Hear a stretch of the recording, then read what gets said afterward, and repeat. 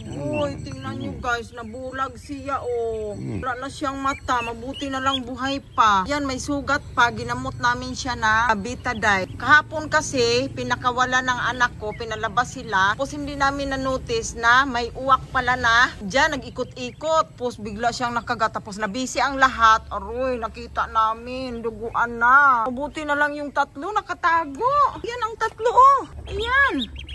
Nakatago sila, kawawa. Gagamutin ka na namin. Grabe mga kainday. Oy, kawawa. Ngayon, kumakain na siya. Hala, pero isa na lang ang mata niya. Only one eye. Kawawa naman. What's this one, my love? Dito niya ngayon. Kahapon talaga, kala namin hindi mabuhay. Kasi yung eyes niya nakalabas. Ngayon, okay na siya.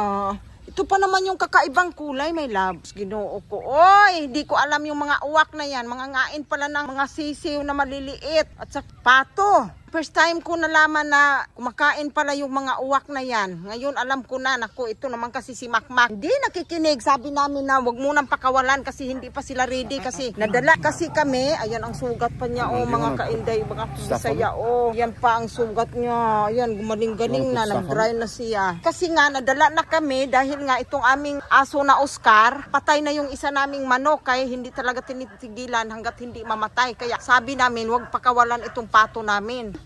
Ayan, na-disgrasya tuloy ito, nabulag na. Isa na lang ang mata niya, tapos ito, oh, bulag na siya, oh. Ayan, wala na siyang mata sa kabila. Taon, kaluoy. Gagamutin na namin siya ngayon, kasi nga, kaluoy man in taon sa aming ano. Ito guys, kay kawawa naman siya guys, oh. Taka na namin siya ng Betadine. Kaluoy taon sa among alaga. How about this one, the neck? It's okay, it's okay. Para gumaling ka na. Hindi, it's okay, it's okay. It's okay. Ah, it's okay, it's okay. Come on. Oh, yung eyes. It's okay.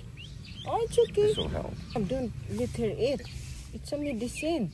Uy, kaluoy taon guys. Oy, samuang guys. Oy, pato. Ito, babalik na namin siya guys. Oh, sa kulungan. To change the water ha.